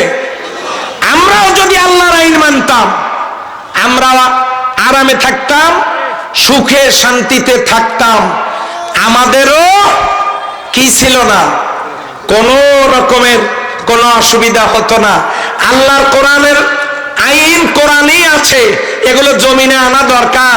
আমরা এই কোরআনের আইন জমিনে আসুক, এটাকে আমরা চাই। কারা কারা চাই? আল্লাহ কবুল করুন, সবাই বলেন আমিন। এখন দেখেন মা বোনেরা, সুলাইমান 1000, আলহাজ সুলাইমান একসাথে কাবা তওয়াফ করেছি, একসাথে হজ করেছি। সুলাইমান হাজী সাহেব 1000 টাকা। আল্লাহুম্মা সাল্লি আলাইহি আল্লাহুম্মা বারিক আলাইহি। আল্লাহ সকলের দানকে কবুল করুন, সবাই বলে আমিন। গোলাম রব্বানী সাহেব বিশিষ্ট বস্ত্র ব্যবসায়ী 1000 টাকা। গোলাম রব্বানী সাহেব লেখেন, মাসুমিল্লাহ সাহেব লেখেন, গোলাম রব্বানী সাহেব 1000 টাকা। আল্লাহুম্মা সাল্লি আলাইহি আল্লাহুম্মা বারিক আলাইহি। আর কেউ আছেন দয়া করে নাম লেখান। মা বোনদের কাছ থেকে যারা দিতে চান, ওখানে আমাদের শিক্ষিকা, আমাদের মাদ্রাসার সহকারী অধ্যাপিকা, লেকচারাররা ওনারা আছেন, ওনাদেরকে আপনারা নাম লিখে দেন। ইনশাআল্লাহ আল্লাহ তাআলা আপনাদের নেক আশা পূরণ করবেন ইনশাআল্লাহ। সম্মানিত ভাই এবং বোনেরা, আমাদের নূর আলম, হ্যাঁ এই তো শোনেন, পীরগঞ্জে শ্রমিকদের যিনি সভাপতি, সুবহানাল্লাহ, থাক, কিসের সভাপতি? শ্রমিক কল্যাণ ফেডারেশনের সভাপতি নূর আলম 5000 টাকা। আলহামদুলিল্লাহ বলবেন না? আল্লাহুম্মা সাল্লি আলাইহি আল্লাহুম্মা বারিক আলাইহি। আল্লাহ দানকে কবুল করুন, সবাই বলে আমিন। বিলু ভাই দিয়ে দিয়েছেন নগদ, আলহামদুলিল্লাহ। আর কে আছেন দেওয়ার মতো? এইটুকু হলে কি খরচ মেকআপ হবে? শুধু খরচটা মেকআপ হোক, মাহফিলের জন্য দেন। এই মাইকের আওয়াজ যতদূর পর্যন্ত যাচ্ছে, কীট পতঙ্গ তৃণলতা কিয়ামতের দিন আপনার জন্য সুপারিশ করবে। দিয়ে দেন। মান জাবিল হাসানা ফালাহু আজরু আশরাম সালিহা। যে ব্যক্তি একটা নেকির কাজ করবে, আল্লাহ তাকে 10 গুণ দেবেন। বলেন আল্লাহ, আল্লাহু আকবার। রব শব্দের অর্থ কয়টা? এবার মুখস্থ বলেন। 1 2, এদিকে মুখস্থ হয় নাই। 2 3, মাবুদ 4, আইনদাতা 5 নাম্বারটা শোনেন। 5 নাম্বারটাই হলো রব শব্দের পঞ্চম অর্থ মালিক। মালিকি ইয়াউমিদ্দিন, মালিকি ইয়াউমিদ্দিন, তিনি মালিক, যার কাছে আমাদের সবাইকে ফিরে যেতে হবে। হতে পারে আজকের রাতটাই শেষ রাত, পারে কি পারে না? বাড়িতে যাবেন, যাওয়ার পর রুমের লাইটটা জ্বালায় দিবেন, ড্রেসিং টেবিলের সামনে অথবা আয়নার সামনে নিয়ে দাঁড়াবেন। আয়নার দিকে তাকায় বলবেন, তুমি কি সেই আজকে রাত্রে মারা গেলে ফজরের পর, ফজরের আগেই তোমাকে বেডের উপরে থেকে নামানো হবে নিচে, সেলাই করা কাপড়গুলো খুলে সামান্য একটা চাদরে তোমাকে ঢেকে রাখা হবে। কাল সকালে বড়ই পাতা নিম পাতা দিয়ে পানি গরম করে তোমাকে গোসল দিয়ে রেখে আসা হবে এমন একটা ঘরে, যে ঘরটা পোকামাকড়ের ঘর, খুবই সংকীর্ণ একটা জায়গা। বিছানা নাই, বালিশ নাই, মশারি নাই, গাছতলা বাসতলা জঙ্গলের ভিতরে এই ঘরে তোমাকে রেখে আসা হবে। তোমার প্রিয়জনদের কেউ তোমার সাথে যাবে না। মাত্র 9 দিন পর তোমার মাথার চুলগুলো খুলে খুলে পড়বে, আর 9 থেকে 18 দিনের মাঝেই তোমার হাড়ের উপর থেকে গোশতগুলো খুলে খুলে যাবে, তোমার পেটটা ফেটে যাবে। পচা দুর্গন্ধে কবরে তুমি একটা কঠিন ক্রান্তিকাল অতিক্রম করবে। তুমি কি সেই যেখানে যাচ্ছ আর কোনোদিন ফিরে আসতে পারবে না, আর যাচ্ছ যেখানে সকল কাজের হিসাব তোমাকে দিতে হবে? এই কথাগুলো বলার পর আপনি বাল্বটা অফ করে দেন, দিয়ে বেডের উপর শুয়ে পড়ুন। এবার মনে করুন আপনি কবরে আছেন, চতুর্দিকে গাড়ি ঘোড়া চলছে, ব্যবসা বাণিজ্য চলছে, দোকানপাট চলছে, প্রতিষ্ঠান চলছে, বন্ধু বান্ধবেরা খেলছে, কেউ বা ক্লাস করছে, কেউ বা চাকরি করছে, প্রিয়তমা স্ত্রী রান্না বাড়া করে খাচ্ছে, প্রিয়তম স্বামী সে তার কাজ করছে, সন্তানেরা খেলছে, কাজ করছে, সবাই ব্যস্ত, আপনি কবরে পড়ে আছেন। এবার শিওরের দিকে তাকায়া ঘড়িটা হাতে নেন, নিয়ে বলুন, তুমি কি সেই ঘড়ি যা আমার নিজের টাকায় কেনা? এই ঘড়ি আমি এখন মৃত্যু কবরে পড়ে আছি, অথচ তুমি আমার টাকায় কেনা ঘড়ি। আমার মৃত্যুর জন্য 1 মিনিট শোক পালন করে তুমি শোক পালন করতে পারলা না, দাঁড়ায় থাকতে পারলা না। আমার কেনা টাকা ঘড়ি তুমি পারলা না। আপনার নিজের টাকার কেনা ঘড়িও আপনার জন্য 1 মিনিট অপেক্ষা করবে না। এখন আপনি ভাবুন, এই দুনিয়া ছেড়ে আপনি চলে যাচ্ছেন, এই দুনিয়াতে আপনার কি মূল্য ছিল? একটা কানাকড়ি মূল্য আপনার ছিল না। আপনি কার জন্য মসজিদে আজান হলে নামাজে যেতে পারেন না? আপনি কার জন্য, মা বোনেরা কার জন্য পর্দা করতে পারেন না?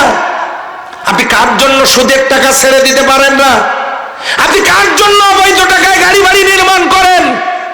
আপনি কার জন্য গরিবের টাকা আত্মসাৎ করে সম্পদের পাহাড় গড়েন? আপনি কার জন্য দুর্নীতি করে এই দেশের টাকা দিয়ে বেগম পাড়ায় বাড়ি কেনেন? এই দেশটাকে অর্থনৈতিক দিক থেকে পঙ্গু করে আপনি নিজের ভাগ্য গড়লেন কার জন্য? সব পড়ে থাকবে মাটির উপরে, আপনি আমি চলে যাব মাটির নিচে।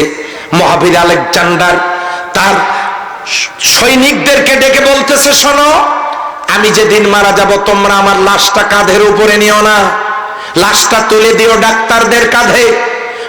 এই ডাক্তারেরা লাশ কাঁধে নিয়ে যখন যাইতে ধরবে, মানুষ জিজ্ঞাসা করবে এ লাশ কার? তোমরা জানায় দিও এটা আলেকজান্ডারের, মহাবীর আলেকজান্ডারের লাশ। ডাক্তারদের কাঁধে কেন? তখন মানুষ জানবে এই ডাক্তারেরাই তাকে চিকিৎসা করে বাঁচাতে চেয়েছিল, পারেনি। মানুষ বুঝতে পারবে বাঁচানোর মালিক ডাক্তার না। আওয়াজ দিয়ে বলেন কে?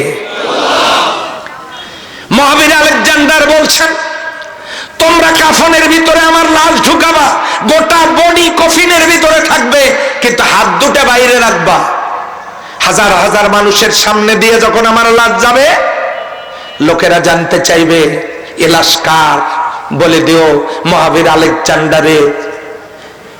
আহা, মহাবীর আলেকজান্ডার খালি হাতে চলে যাচ্ছে দুনিয়া থেকে, কিছুই নিতে পারলো না। এখান থেকে মানুষ শিক্ষা নেবে, এত সম্পদ থেকে লাভ কি? কিছুই তো নিয়ে যাওয়ার সুযোগ নেই। এরপরে আমার অর্জিত সকল সম্পদ, সোনা দানা, আমার জমির দলিল, স্থাবর অস্থাবর মাল সব আমার লাশ নিয়ে যাওয়ার রাস্তা দিয়ে ফালায় রাখবা। লোকেরা জিজ্ঞাসা করবে সব সম্পদ কার? বলে দিও মহাবীর আলেকজান্ডারের। লোকেরা জানতে চাইবে এগুলো ফালানো কেন? আলেকজান্ডার কেন এগুলো ফালায় রাখতে বলেছেন? তখন তোমরা বলে দিও জীবনের সকল সিংহভাগ সময় যেগুলোর জন্য অপচয় করেছি, যে সম্পদ অর্জন করেছি, যা কিছু অর্জন করেছি, সব থাকবে মাটির উপরে, আর আমি যাব মাটির নিচে। এই যদি হয় দুনিয়া, তাহলে আমাদের কি সিদ্ধান্ত নেওয়া দরকার নয়? ওই কবরে পড়ে থাকবো শত শত বছর, আমার একটা সন্তান আমার কবরের পাশে গিয়ে আল্লাহর দরবারে হাত তুলে দোয়া করুক যে আল্লাহ আমার বাবাকে, আমার মাকে মাফ করে দাও। দোয়ার একটা পর্যায়ে যদি বাচ্চার চোখ দিয়ে পানিগুলো গড়ে নাকের মাঝামাঝিতে আসে, নাক বেয়ে পানি জমিতে পড়ার পূর্বেই আল্লাহ তার বাবা মাকে মাফ করে দেন। কিন্তু আমরা কি পেরেছি এমন একজন সন্তান তৈরি করতে? আমরা জেনারেল শিক্ষায় শিক্ষিত করে আমার সন্তানকে ডাক্তার, মাস্টার, ব্যারিস্টার বানানোর টার্গেটে আছি, কিন্তু আমরা আমাদের সন্তানগুলোকে আল্লাহর গোলাম বানাবার জন্য চিন্তা করি না। আমরা কি পারি না? এই মাদ্রাসা থেকে কাউকে বিমানের টিকিট দিয়ে মাহফিল করার জন্য নিয়ে যাওয়া হচ্ছে, যেখানে ছাত্র তৈরি হয়ে বাংলাদেশের বিশ্ববিদ্যালয়গুলোতে মেডিকেল কলেজ পর্যন্ত পড়ার সুযোগ পাচ্ছে। আমরা কি পারি না আমাদের একজন সন্তানকে এই মাদ্রাসায় দিতে? আমরা কি পারি না? কি বলেন, পারি না? পারি না? নিজের সন্তান নেই, আপনি নিজে অন্য কারো একজন সন্তানকে আপনি এখানে পাঠায় দেন না যে চলো তোমাকে এমন এক জায়গায় রেখে আসবো। আমার মাদ্রাসার সম্মানিত সকল শিক্ষক শিক্ষিকা বৃন্দ, মোস্ট কোয়ালিফাইড, বিশ্ববিদ্যালয় থেকে তারা এসেছেন উচ্চতর ডিগ্রি নিয়ে, সরকারিভাবে এনটিএসসির মাধ্যমে নিয়োগকৃত সব যোগ্যতা সম্পন্ন টিচারেরা।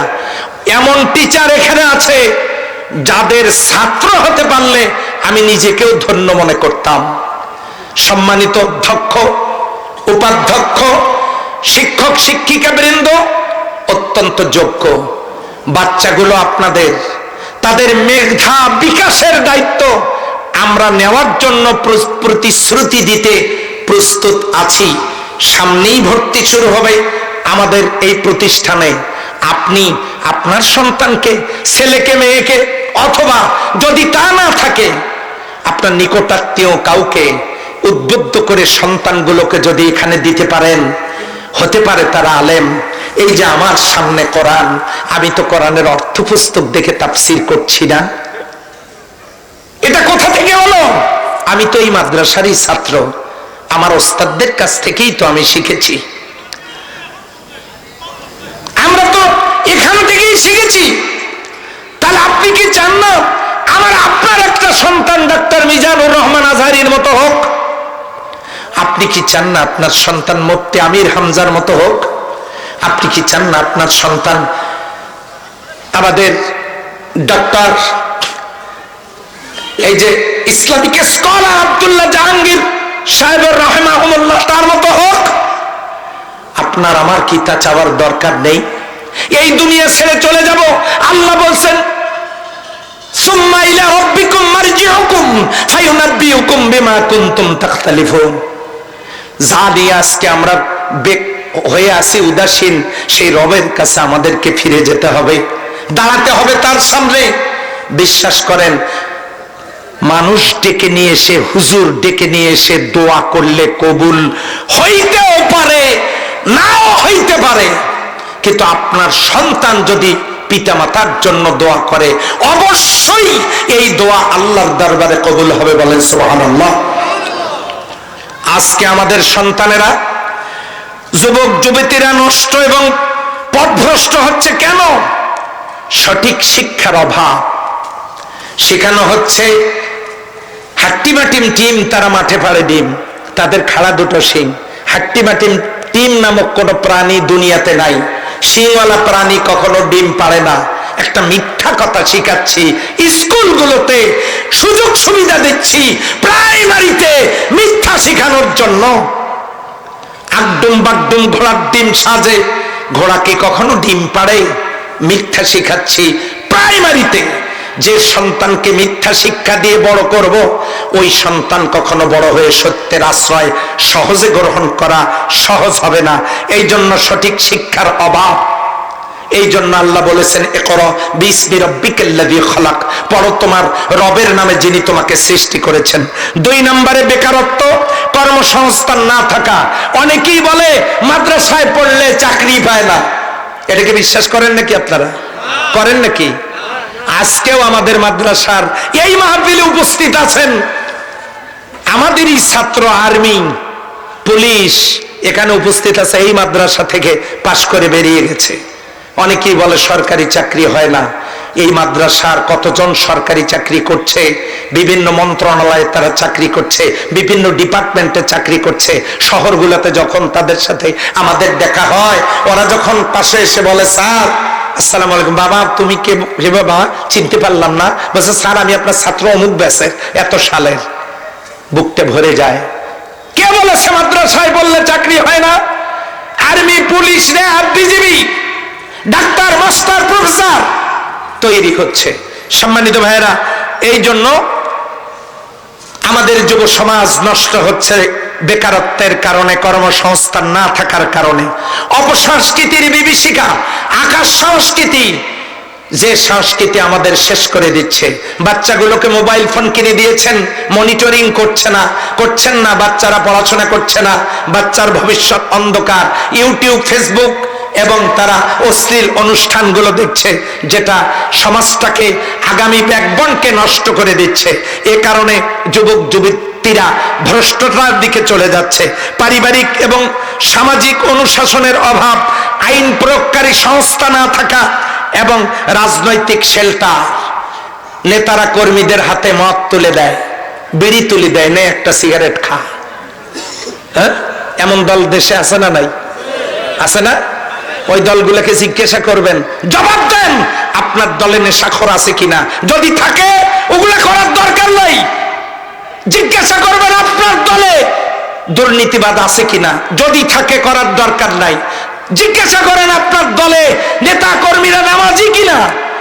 যদি বলে আছে তো ভালো, আর যদি বলে নাই তাহলে ওগুলা করার দরকার নাই, কারণ আমরা সবাই মিলে জান্নাতে যেতে চাই। কথা বলেন ঠিক কিনা? আজকে কিশোর গ্যাং তৈরি হচ্ছে কিসের জন্য? এগুলো তৈরি হচ্ছে রাজনৈতিক শেল্টার দেওয়ার জন্য।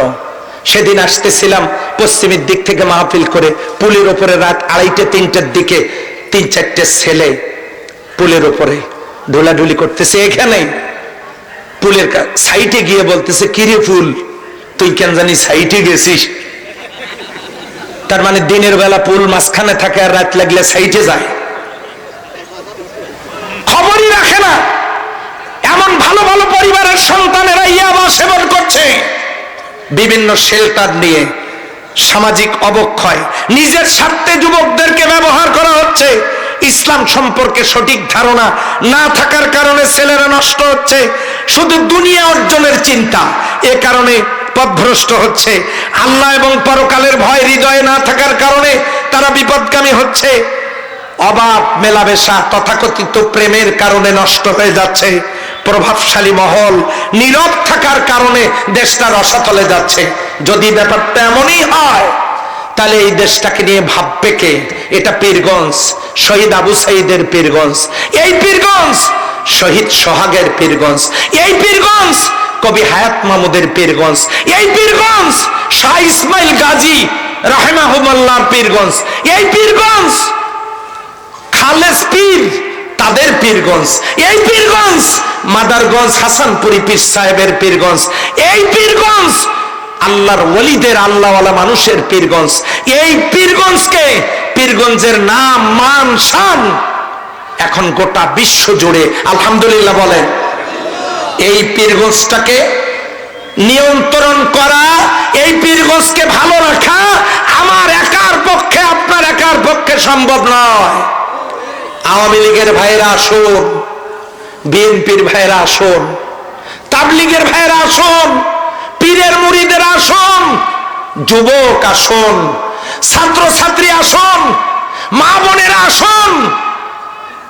সমস্ত দলগুলো ঐক্যবদ্ধ হয়ে 5টা আঙ্গুল একত্রিত করে আমরা যদি ঝাঁটা ধরতে পারি, ঝাঁটার কাঠি যদি শক্ত হয়, পিছনের বাঁধন যদি শক্ত হয়, আর আমরা 5 আঙ্গুল দিয়ে যদি শক্ত করে ধরি, ময়লা যেমন পরিষ্কার করা সম্ভব, আমরা যদি প্রত্যেকে একটা করে শক্ত কাঠিতে পরিণত হতে পারি, আর যদি আমরা ঐক্যবদ্ধ থাকতে পারি, তাহলে এই পীরগঞ্জ থেকেই শুধু না, গোটা বাংলাদেশ থেকে সমস্ত দুর্নীতি এবং পাপের ময়লা পরিষ্কার করতে আমরা সক্ষম হব।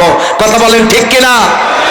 আমার বক্তব্য কোনো দলের বিরুদ্ধে নয়, কোনো ব্যক্তির বিরুদ্ধে নয়, গোষ্ঠীর বিরুদ্ধে নয়, কাউকে আক্রমণ করে নয়। আমার সম্পর্কে অনেক মন্তব্য সমালোচনা ছড়িয়ে আছে। আমি আমার দেশটাকে বড্ড ভালোবাসি, সত্যিই ভালোবাসি। আমার জীবনের বিনিময় হলেও আমি এই দেশের জন্য কাজ করে যাব, দেশের কল্যাণের জন্য। আমি সবাই মিলে আসুন দেশটাকে আমরা গড়ি, আগামী প্রজন্মকে আমরা গড়ি। তাহলে আমাদের করণীয় কি? এক, সন্তানগুলোকে অথবা আত্মীয় পরিচিত জনের সন্তানগুলোকে এই মাদ্রাসায় দেয়া।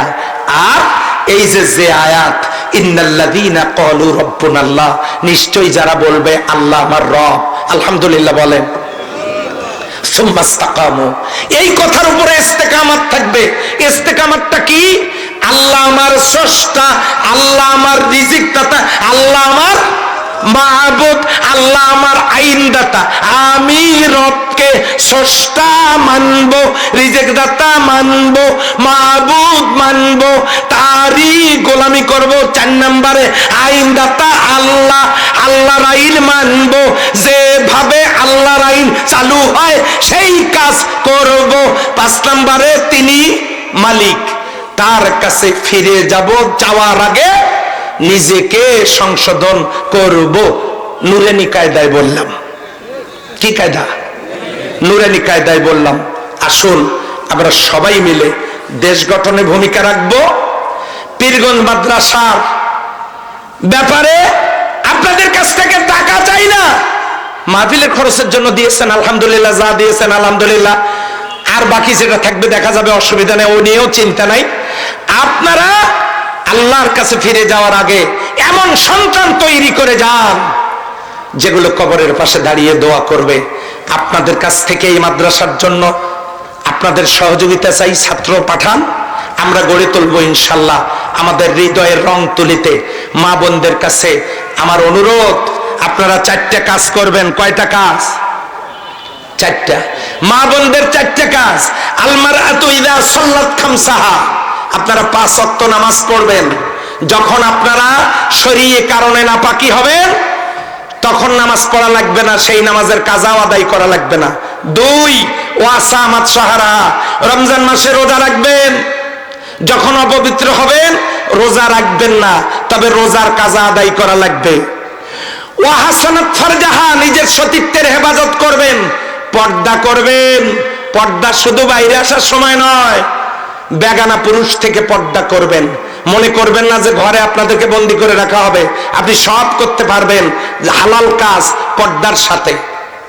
4 ওয়াতাত বালাহা, আপনি সৎ কাজের আনুগত্য, স্বামীর সৎ কাজের আনুগত্য করবেন, তার মানে কোরআন এবং হাদিস অনুযায়ী চলবেন। এই কাজগুলো যদি করতে পারেন মা বোনেরা, কিয়ামতের দিন আল্লাহর জান্নাতের 8টা দরজা আপনাদের জন্য খোলা থাকবে, যেটা দিয়ে খুশি আপনারা আল্লাহর জান্নাতে যেতে পারবেন। আল্লাহ যেন কবুল করেন, সবাই বলেন আমিন। আরো জোরে বলেন আমিন। সম্মানিত ভাই এবং বোনেরা, আমরা একেবারেই শেষ প্রান্তে। আমাদের টার্গেট ছিল যে আমরা 11:30টায় শেষ করব, কিন্তু এই যে আমাদের নেতৃবৃন্দ, অতিথিবৃন্দ বেশি টাইম একটু নেওয়ার কারণে আমাদের একটু সময় বেশি লাগলো। আমাদের সম্মানিত শিক্ষক বৃন্দ অনেক কষ্ট করেছেন, শিক্ষক শিক্ষিকা বৃন্দের জন্য আপনারা দোয়া করবেন। আমাদের কমিটিতে যারা আছেন তাদের জন্য দোয়া করবেন। ডিসি মহোদয় এখানকার সভাপতি, তারপরে আমাদের ইউনো মহোদয় এখানে আসছিলেন, আমাদের সম্মানিত ওসি মহোদয় তিনিও আমাদের প্রোগ্রামে সহযোগিতা দিয়েছেন। সব মিলে সবাই এটার সাথে রিলেটেড। আমি সকলের সুস্বাস্থ্য, দীর্ঘ হায়াত কামনা করছি। উত্তরোত্তর এই পীরগঞ্জ ফাজিল মাদ্রাসার, ডিগ্রি মাদ্রাসার আমি সাফল্য কামনা করে আমার বক্তব্য শেষ করছি।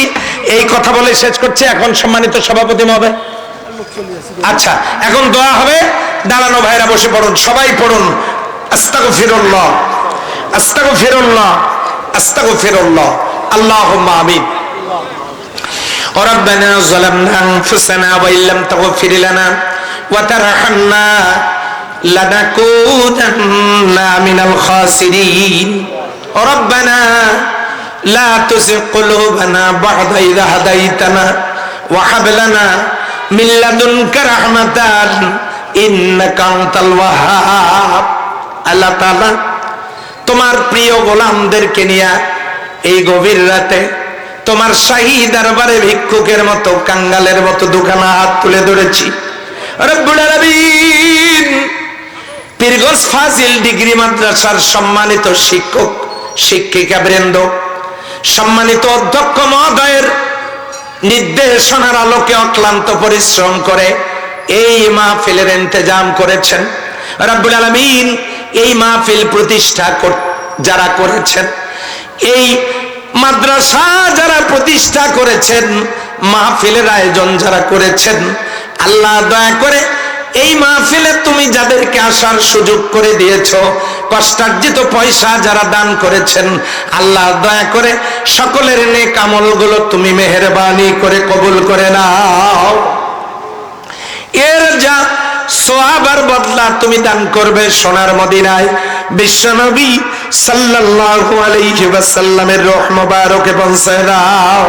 তার আহলে বায়াত, আজওয়াজে মুতাহারাত, খোলাফায়ে রাশিদিন, সাহাবা আজমাইন, तमाम পৃথিবীর মাটির নিচে যত মুমিন মুমিনাত ঘুমায় রয়েছেন, যারা পরিমাণ ঈমান বুকে নিয়া আল্লাহ দয়া করে তাদের আনোয়ার পরে এর সব পৌঁছে দাও। আল্লাহ তাআলা আমরা যারা হাত তুলে ধরেছি, জানি না কার যেন মা এই দুনিয়ায় বেঁচে নাই, কার যেন বাবা দুনিয়ায় নাই। বাবা মা যার কবরে, আল্লাহ দয়া করে বাবা মার কবর গুলোকে জান্নাতের বাগান বানায় দাও। রব্বির হামহুমা কামা রাব্বায়ানি সগীরা। আল্লাহ তাআলা বাবা মা যাদের বেঁচে আছে খেদমত করার তৌফিক দিয়ে দাও, তাদের নেক হায়াতে বরকত দিয়ে দাও। ও আল্লাহ, আমাদের মধ্যে যারা অসুস্থ শেফায়ে কামেলা দান করে দাও। হাসপাতালের বেডে কত মানুষ কাতরাচ্ছে, আল্লাহ তাদের সুস্থতা নসিব করে দাও। পীরগঞ্জের ব্যবসায়ীদের ব্যবসায় বরকত দান করো, চাকরিজীবীদের হালাল পেশা কবুল করে নাও, বেকারদের কর্মসংস্থান দাও, ছাত্র ছাত্রীদের পরীক্ষায় কামিয়াব নসিব করে দাও। রব্বুল আলামিন পর্দার অন্তরালে যত মা বোন হাত তুলে ধরেছেন, আমার এই মা বোন গুলো কষ্ট করে পায়ে হেঁটে হেঁটে এই মাহফিল শুনতে এসেছেন, আল্লাহ মা বোন গুলোর দিলের নেক মাকাসাদ পূরণ করে দাও। আল্লাহ এই মাহফিলটাকে তুমি দয়া করে কিয়ামত পর্যন্ত কবুল করে নাও। প্রতি বছর যাতে এই মাহফিল অত্র মাদ্রাসা আঞ্জাম দিতে পারে, আরো বড় উদ্যোগ নিয়ে আল্লাহ সেই তৌফিক তুমি দান করে দাও। রব্বুল আলামিন আমাদের সকলের দিলের নেক দরখাস্ত গুলো তুমি কবুল করে নাও। আল্লাহ এই দেশটাকে তুমি কবুল করো, এই দেশের স্বাধীনতা সার্বভৌমত্বকে তুমি কিয়ামত পর্যন্ত কবুল করে নাও। আল্লাহ আমাদের এই প্রতিষ্ঠান গড়তে গিয়ে মরহুম দসিম উদ্দিন মন্ডল, মরহুম কাজী আব্দুল হালিম, মরহুম মফিজ উদ্দিন মন্ডল, মরহুম মাস্টার সাখাওয়াত হোসেন সহ যত আল্লাহ ব্যক্তিবর্গ, সম্মানিত ব্যক্তিবর্গ এই প্রতিষ্ঠানটা গড়েছেন, প্রতিষ্ঠা করেছেন, আল্লাহ তুমি দয়া করে তাদের এই নেক আমলটা কবুল করে নিয়ে কবরগুলোকে জান্নাতের টুকরায় পরিণত করে দাও। রব্বুল আলামিন আমার পাশে বসে আমার শ্রদ্ধেয় স্যার মোস্তফা খায়রুল ইসলাম, আল্লাহ স্যার অসুস্থ, তোমার কাবার মেহমান, আল্লাহ তুমি তাকে শেফায়ে কামেলা হায়াতে তাইয়্যিবা দান করো। অনেকেই এখানে অসুস্থরা ব্যক্তিরা হাত তুলে ধরেছেন, দোয়া চেয়েছেন, আল্লাহ সকলের দিলের নেক মাকাসাদ পূরণ করে দাও। রব্বুল আলামিন এই প্রতিষ্ঠানকে আমাদের দয়ার নজরে, মহাব্বতের দৃষ্টিতে প্রতিষ্ঠানের দিকে আমাদের সবার নেক নজর দেওয়ার তৌফিক দিয়ে দাও, সার্বিক সহযোগিতা করার তৌফিক দিয়ে দাও। আল্লাহ পীরগঞ্জবাসীর হৃদয়ের গভীর কাননে এই প্রতিষ্ঠানটাকে তুমি স্থান করে দাও। রব্বানা তাকাব্বাল মিন্না ইন্নাকা আনতাস সামিউল আলিম ওয়া তুব আলাইনা ইন্নাকা আনতাত তাওয়াবুর রহিম। আল্লাহ তাআলা আমাদের মহতারাম অধ্যক্ষ মহোদয় অনেক দূর থেকে এখানে আসেন দায়িত্ব পালনের জন্য, আল্লাহ তার দায়িত্ব পালনকে সহজ করে দাও। আল্লাহ তাকে তুমি এই দায়িত্ব পালন, আল্লাহ তার উপরে তুমি রহমত নাজিল করে দাও। আমার প্রতিষ্ঠানের সম্মানিত শিক্ষক শিক্ষিকা বৃন্দ যারা দূর দূরান্ত থেকে এখানে এসে চাকরি করছেন, দায়িত্ব পালন করছেন, আল্লাহ সকলের নেক হায়াতে বরকত দাও, পরিবারগুলোর উপরে রহমতে কামেলা নাজিল করে দাও। আল্লাহ আমাদের ছাত্রছাত্রীগুলো অনেক কষ্ট করে এখানে এই মাহফিলের জন্য কাজ করেছেন, স্বেচ্ছাসেবকের দায়িত্ব পালন করেছেন, আল্লাহ তাদেরকে তুমি তোমার দ্বীনের জন্য কবুল করে নাও, তাদের যোগ্যতাকে বাড়ায় দাও, তাদের রেজাল্ট, তাদের যোগ্যতাকে তুমি শানিত করে দাও। রব্বানা তাকাব্বাল মিন্না ইন্নাকা আনতাস সামিউল আলিম ওয়া তুব আলাইনা ইন্নাকা আনতাত তাওয়াবুর রহিম। সুবহানা রাব্বিকা রাব্বিল ইজ্জাতি আম্মা ইয়াসিফুন ওয়া সালামুন আলাল মুরসালিন আলহামদুলিল্লাহি রাব্বিল আলামিন। সালামের জবাব দেন, আসসালামু আলাইকুম ওয়া রাহমাতুল্লাহ। এই যেগুলো নেন।